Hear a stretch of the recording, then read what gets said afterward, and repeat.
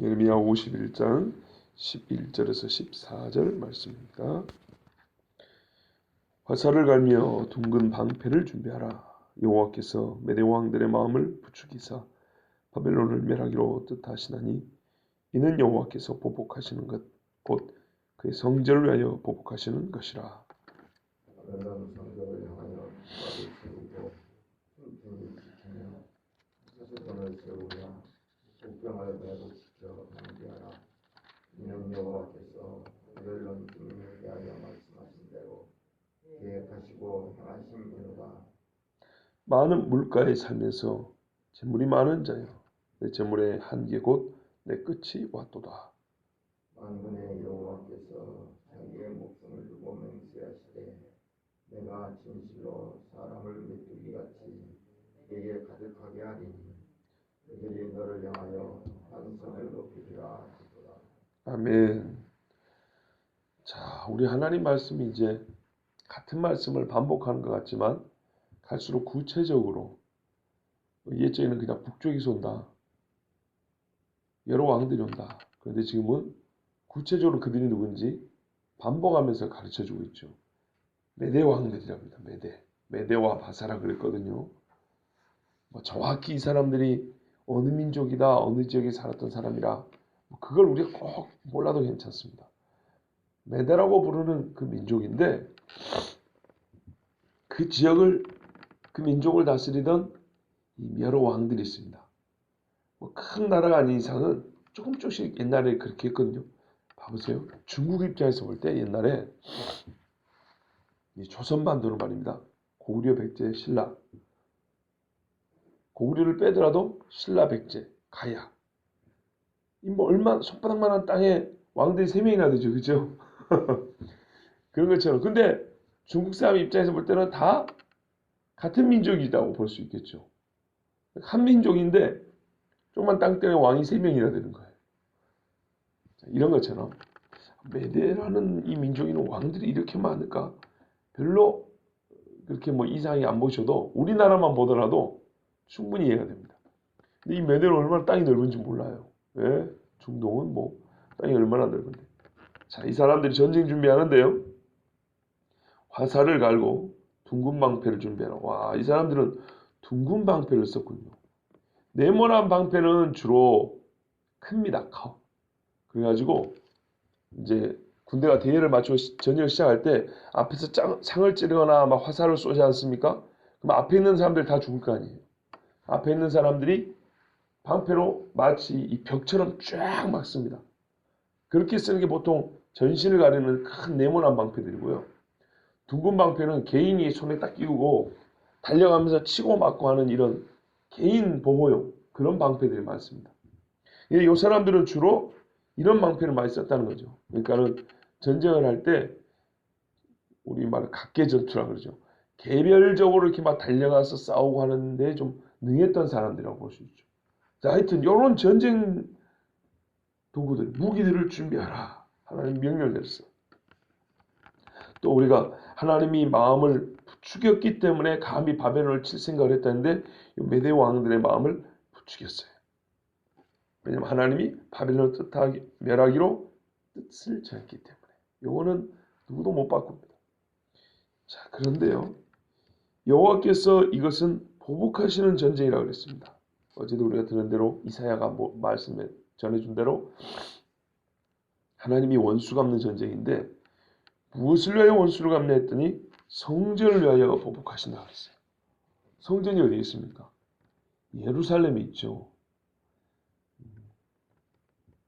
내일 모레부터 이스라엘의 겨울 절기가 시작됩니다. 초막절도 다 지났는데 무슨 절기가 있을까요?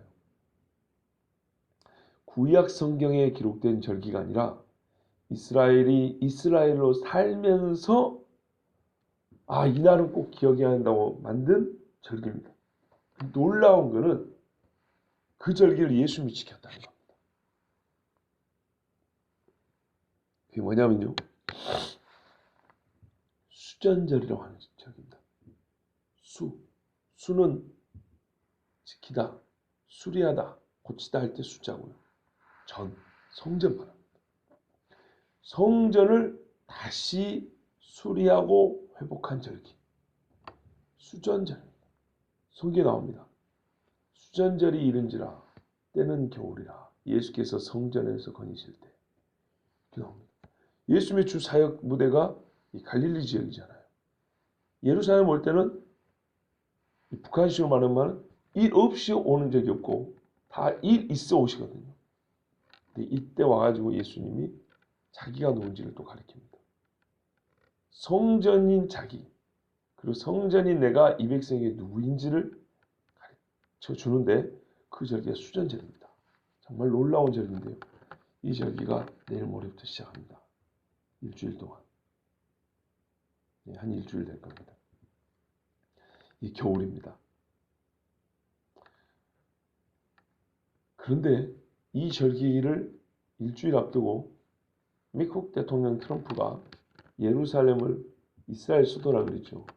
이게 왜 문제가 된지 아마 언론을 통해서 대충 들으셨을 겁니다. 세상 사람들은 성경에 이렇게 많이 기록되어 있는 예루살렘을 이스라엘의 수도로 인정을 안 합니다. 이스라엘의 수도로 인정하면요, 말하자면 다윗 왕조를 인정해야 되고요. 그 사람들이 그렇게까지 볼지 모르겠지만 멜기세덱까지 그 기원을 쫓아 올라가 성경적 역사를 부정하기 어렵거든요. 그래서 이스라엘 독립을 시켜주면서도 예루살렘을 요르단하고 반반씩 나눠놓고 소위 허울정 국제도시라는 이름을 붙여놨어요. 요즘에 국제도시는 한 나라에 소속된 도시면서도 국제적으로 많은 사람들이 모여들고 또 사업이 있거나 뭐 국제적인 활동이 활발한 도시를 국제도시라고 그러잖아요. 그런 의미가 아니고 처음부터 이거는 이스라엘 거 아니다고 그렇게 말합니다. 그래서 그 관광지 텔아비브에다가 수도를 만들어 놓고 관공서 다 갖다 놓은 거예요. 대사관들. 이스라엘 자신은 관공서를 텔아비브에 다 갖다 놓지 않고 예루살렘에도 많이 뒀어요. 그러나 국제사회가 인정을 안 해준 거예요. 왜요? 인정하면 진짜 구약성경을 인정해야 되는 거예요. 구약성경. 1900년 동안 나라가 없었던 사람들이 나라를 세웠는데 하필 또 수도가 예루살렘이다. 이게 무슨 의미냐 하면 이걸 설명을 하자면 구약 성경을 말 안 할 수가 없어요. 성경적 해석을 비껴나가기 위해서는 절대 예루살렘을 이스라엘 수도로 할 수 없는 겁니다. 세상 사람들은 트럼프가 미친 짓을 했다고 말하지만 여러분 신앙인들은 그렇게 볼 게 아니에요. 그거 아세요? 트럼프가 미친 짓을 하려면 할 게 참 많아요. 정말 할 게 많다니까요. 저 북한을 때려도 진작에 때릴 수 있었어요. 그리고 또 한 가지는 금요일날 좀 말씀드릴게요. 지금까지 신앙이 탁월하다고 하는 미국 대통령이 몇 명이었습니까? 예루살렘은 말하지 않고 다 물러났습니다. 정치적 손해가 이만저만이 아니거든요. 아시겠죠? 우리나라 대통령 중에도 신앙이 있었다고 하는 분들이 있고 서양의 수많은 정치 지도자들, 대통령이나 총리나 뭐 국회의원이 됐든 간에 장관이 됐든 간에 그 무수한 기독교인 정치인들이 다 그들의 사역을 하고 물러났지만 단 한 명도 공적으로 예루살렘은 이스라엘의 수도라고 말한 사람이 없습니다. 가보신 분들은 알겠지만 보고 싶어도 보지 못하는 것들이 있어요. 이스라엘 땅에 있는데 예루살렘뿐만이 아니에요. 저번에 말씀드렸잖아요. 헤브론 같은데 다윗이 왕이 된답니다. 이게 이스라엘이 정식으로 다스리는 땅이 아닙니다. 아직도. 거기에 있는 거 보려면 이슬람 사람들에게 허락을 받아야 됩니다. 이 어처구니 없는 이야기가 우리가 사는 현실 속에 지금 이 현재으로 일어날 일들입니다. 어떤 정치인도 국제적인 명망 있는 어떤 정치인도 제가 적게 살아서 그런지 모르지만 어릴 때부터 뉴스를 봐도 들어도 한 번도 들어본 적이 없어요. 여러분, 왜 하필 이때? 왜 하필 이때 저 정신 나간 인간 같은 사람이 대통령이 돼갖고 왜 그런 소리를 할까요? 참새 한 마리도 하나님의 허락 없이 떨어지지 않는다 그랬어요. 정말 주목하여 봐야 합니다. 그리고 다른 나라들은 별로 신경도 안 써요. 여러분 생각해 보세요. 북한에 저 많은 사람들이 굶어 죽어도 국제사회가 얼마나 신경을 씁니까?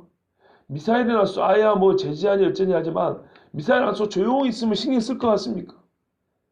그들 굶어 죽어가는 현실에 대해서 누가 신경 쓸 것 같습니까? 별로 신경 안 씁니다. 그런데 중동에 있는 사람들은 북한 사람들보다 잘 먹고 잘 살아요. 그런데도 그들의 인권이니 뭐냐고 이 난리를 치는 것은 그 이스라엘 땅에서 벌어진 일들 때문입니다. 우리가 솔직히 얘기하자고요. 부탄이나 필리핀이나 네팔이나 파키스탄이나 뭐 제가 지금 언급한 나라들은 조금 이제 그렇게 잘 살지 못하는 나라들이라고 여겨지는 나라.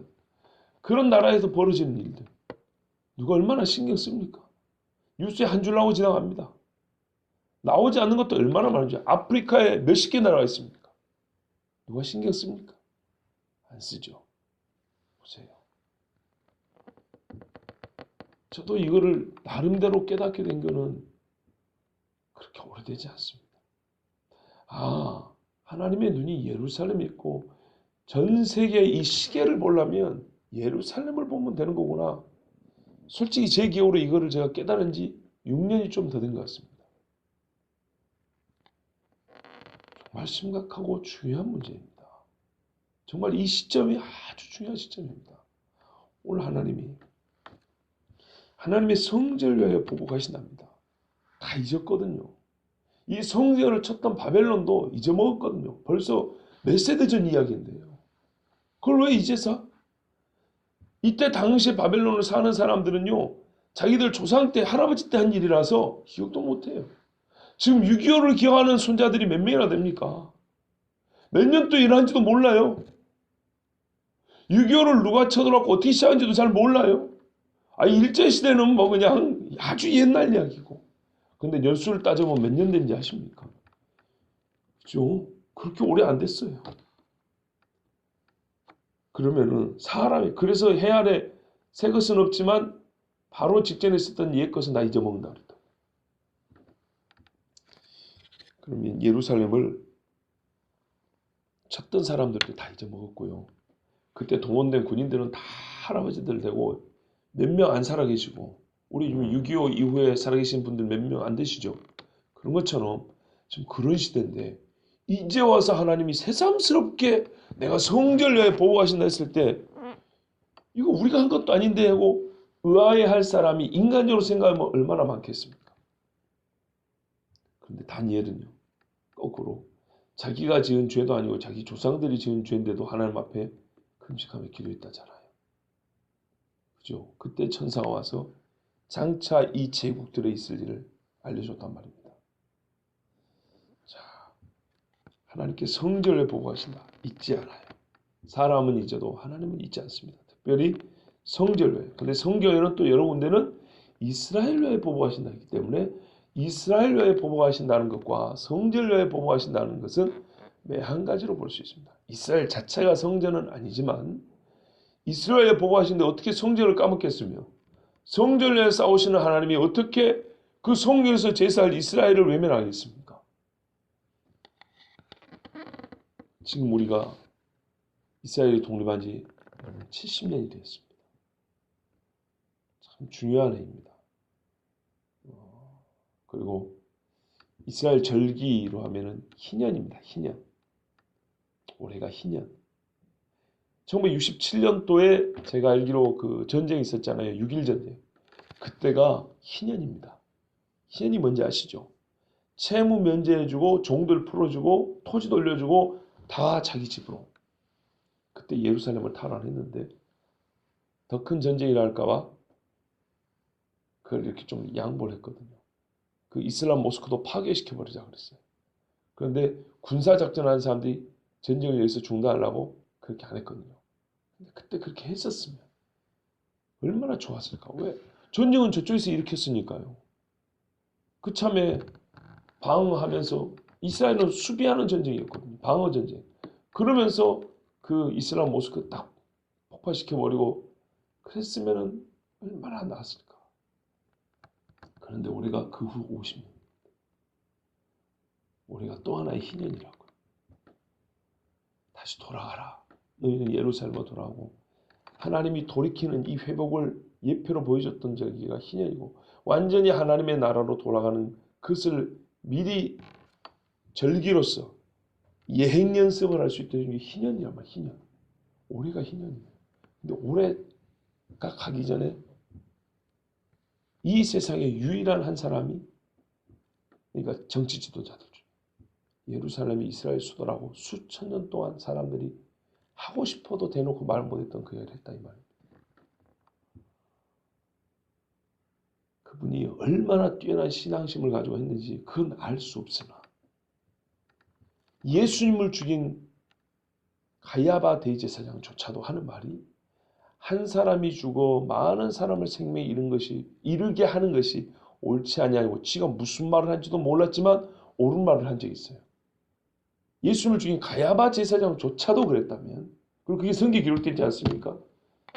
적어도 트럼프가 그보다는 나은 것 같은데, 나는 지금 어떤 정치 지도자 한 사람을 우호하고 뭐 이런 거 아닙니다. 그런 의미가 아니고, 그 사람이 그 말을 했기 때문에 지금 얘기하는 거예요. 다른 사람이 얘기했으면 그 말한 사람 이름을 대야 되지 않겠습니까? 올해를 예사로 보면 안 됩니다. 제가 작년에도 그랬지 않습니까? 내년에 정말 중요한 일들이 있을 거다. 이게 뭔가 이렇게 딱, 이게 또 한번 방향이 탁탁 틀어지는구나. 내년, 내후년하고 제가 몇 번 했던 기억이 납니다. 근데 기억하시죠? 예. 그리고 실제로 2009년도에도 그때 청년들을 양육할 때인데, 2017년에 일이 있을 거니 기억하라 그랬습니다. 2017년을 기억하고 있으라 그랬습니다. 이거는 뭐 제 혼자 무슨 뭐 뛰어난 막 영감 있어 예언한 게 아니고, 여러 나름대로 영감 있는 사람들의 그런 말들과 글들과 종합해 볼 때 2017년은 중요하다고 했는데, 정말 올해 세상이 시끄럽습니다. 북한도 그렇고요. 올해 미사일을 몇 발을 쐈습니까? 예루살렘에 일어난 일들도 그렇고요. 우리나라에 일어난 일들도 그렇고요. 진짜 우리가 흔히 하는 말은 뭔가가 터질 것 같은, 그런 진짜 뭔가 일어날 것 같은 것, 우리에게 준비하라는 사인이 주어지는 해가 올해가 아닌가, 그런 말입니다. 하나님께서 보복하시는 전쟁입니다. 바벨론 성벽을 향해 깃발을 세우고 튼튼히 지키며 파수꾼을 세우며, 성벽을 향하였는데 무슨 파수꾼을 세우고 그렇게 했어요. 이게 좀 방어하는 느낌인데 그게 아니고, 바벨론 성벽을 향하여 군인들이 깃발을 들고 이제 항우를 벌이고 있는 거예요. 와 하고, 그리고 저기서 또 문 열고 공격할 수도 있으니까 군인들도 세우고, 또 문을 열고 나와 싸울 경우는 옆에 숨어있는 군인들, 복병이라고 하잖아요. 숨어있던 군인들. 이게 군사작전을 잘 세워가지고 바벨론과 전쟁하는 얘기입니다.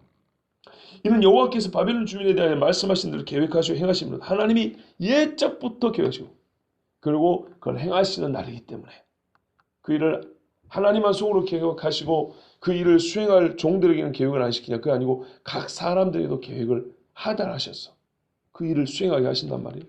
여기서 한 가지 말씀드리고 싶은 건, 이 요한계시록 바벨론이 또 나오잖아요. 근데 대개의 신학자들은요, 어떻게 하는지 아십니까? 바벨론을 그냥 관념적인 악으로만 합니다. 바벨론은 악을 상징합니다, 여러분. 세상에는 악에 대하여 예수께서 오셔서 이 악을 멸하실 겁니다. 완전 뜬구름 잡는 소리예요. 구체적인 악이 아니에요. 구체적인 어느 한 나라나 어느 인물을 지칭하지 않아요. 그냥 우리 한마디로 그런 거예요. 여러분, 세상에는 악이 있죠? 세상에는 죄가 있죠? 여러분, 그 죄에 대하여 우리는 깨끗해야 합니다. 그러고 회개하는 인간이 몇 명이나 될 것 같습니까? 너의 술 취한 죄를 회개하라. 너의 음란한 죄를 회개하고, 우상 숭배했던 거 회개하고, 우상을 다 갖다 버리고 불에 태워라. 이래야 가슴을 치고 나오든지 말든지 할 거 아니에요. 그런데 그것이 아니고, 여러분이 이 세상에는 불의함이 있고, 가진 자가 없는 자를 무시하고, 여러분, 이게 바벨론입니다. 어떤 사람은 이거를 듣고 하나님 앞에 간절히 기도를 하고 자기 죄를 회개하고 민족적으로 돌아오는 역사가 어디에 있답니까? 이렇게 해가지고 꼭 그렇게 가르쳐요. 역사적이고 구체적인 하나님이 지시하여 딱 손가락으로 지목하는 그런 대상이 없어요. 그런 사람들이 하나님의 심판을 두려워하겠습니까? 하나님이 하시는 구체적인 일을 눈여겨 이렇게 보겠습니까? 전혀 그렇지 않습니다. 제가 아무리 성경을 몰라도 선지서에서 하나님이 누군가를 경고할 때요, 특정되지 않냐고 추상적으로 관념적으로 어떤 악, 의 이렇게 한 게 없어요. 매우 구체적이에요. 매우 역사적이에요. 많은 물가에 살면서 보세요. 이게 추상적입니까? 바벨론이 이렇게 딱 설명을 해주는데, 말하자면 우리식으로 말하면 제기동에 살면서 아니면은 강으로 둘러싸인 도시에 살면서 이렇게 하면 이게 추상적이냐고요. 그렇지 않지요. 그죠? 많은 물가에 살면서 재물이 많은 자여 내 재물의 한계고 내 끝이 왔도다. 저번에 말씀드렸죠. 바벨론은 이 물로 이렇게 둘러싸여 있다고. 그렇죠? 그리고요. 우리가 바벨론 하면은 내륙을 생각하는데 해변 도시들도 많습니다. 아브라함이 살았던 갈대아 우르는 해변에 가깝습니다. 그리고 제가 알기로 그 누굽니까? 모르드게 당시에 수산성 있었죠. 겨울궁전 수산성. 이것도 바벨론 지역 중에 바닷가 쪽입니다. 아주 내륙 깊숙한 쪽이 아니라. 자, 요한계시록 17장 1, 2절에 바벨론에 향하여 하나님이 예언을 하시는데 뭐라냐면 또 일곱 대접을 가진 일곱 천사 중 하나가 와서 내게 말하 이르되 이리로 오라 많은 물 위에 앉은 큰 음녀 이렇게 돼 있어요. 많은 물 위에 앉은 큰 음녀가 받을 심판을 내게 보이리라. 땅의 임금들도 그와 더불어 음행하였고 땅에 사는 자들도 그 음행의 포도주에 취하였다 하고 그랬어요. 근데 실제로 성경은 뭐라고 하냐면 이 물들은 여러 왕들이라고 했어요. 근데 여러 왕들을 말하는데 왜 물로 얘기를 했을까요? 왕들을 표현한 게 많잖아요. 왕관도 있고 이 홀, 막대기도 있고 보좌도 있지 않습니까? 그러니까 이게 요한계시록이 그냥 요한계시록만 끝난 게 아니고 앞에 있던 선지자들의 예언과 연결점을 짓는 거예요. 이렇게 해서. 누구를 가리키는지를 지금 가르쳐 주려고 하는 거예요. 여러 왕들이 이 금잔 포도주에 취했다 그러지 않습니까? 그러니까 이 취한 것들을 깔고 앉아있는 것처럼 그 위에 우두머리 노릇을 하고 있다 이 말입니다. 그런데 이거는 실제로 물이 있는 곳에 있었다는 거예요. 이 도시는. 물과 가까운데. 요한계시록 18장 17절 18절에도 그러한 부가 이게 앞에 엄청난 부가 있었어요. 사람의 영혼까지 팔아먹는 부라고 돼 있어요.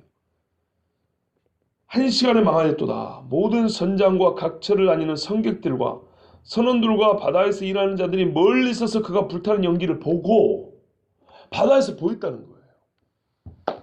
그러니까는 이 동네 사람들이 무역을 할 때는 배를 이용했다는 말로만 끝나는 게 아니고 실제로 배를 타고 가다 보면 이 엄청난 바벨론이라는 도시가 멀지 않은 지역에서 보였다는 겁니다. 근데 그곳이 갑자기 한 시간 만에 마치 벼락을 맞은 듯이 불타 없어버려요. 그 연기를 보고 외치는데 이 큰 성과 같은 성이 어디 있느냐 하며 그러니까 세상을 지배하던 이 큰 성, 도시를 말합니다. 이 도시와 같은 성이 어디 있었는데 이렇게 순식간에 멸망할 수가 하면서 배를 타고 지나가던 선장과 성객들이 보고 상인들이 보고 진짜 뭐 입을 다물지 못하는 이게 요한계시록에 나와 있습니다. 근데 여러분 잘 보세요.